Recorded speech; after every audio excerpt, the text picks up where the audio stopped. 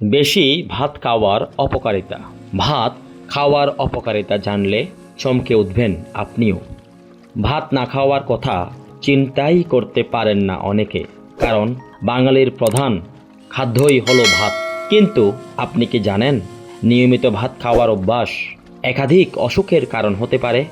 ভাত এক ধরনের শস্য জাতীয় খাবার। এটি কার্বোহাইড্রেট বা শর্করার প্রধান উৎস। বিশ্বের প্রায় অর্ধেক মানুষ কার্বোহাইড্রেটের চাহিদা মেটাতে সরাসরি ভাতের উপর নির্ভরশীল। কিন্তু সম্প্রতি গবেষণায় দেখা গেছে এই ভাতই শরীরের নানা রোগের কারণ হয়ে উঠেছে।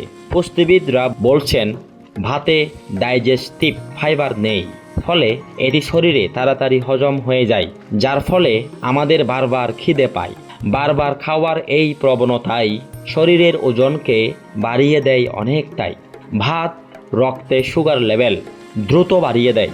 বিশেষজ্ঞরা বলছেন 150 গ্রাম ভাতে 200 ক্যালোরি থাকে। পেটে চর্বি জমার অন্যতম কারণ হিসেবেও দায়ী করা হচ্ছে এই ভাতকে।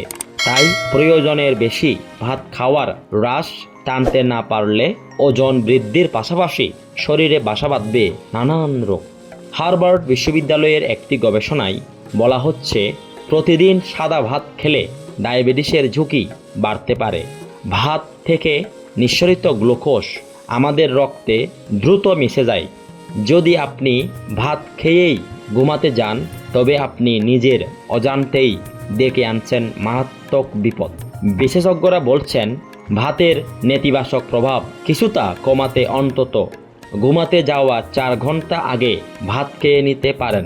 অনেকেই মনে করেন ব্রাউন রাইস খেলে এসব ভয় নেই। তাদের জেনে রাখা ভালো, ব্রাউন বা বাদামি রঙের চালে আর্সেনিকের অস্তিত্ব রয়েছে। বিশেষজ্ঞরা বলছেন 2 প্রকার চালেই কার্বোহাইড্রেট ও ক্যালোরি মাত্রা সমান।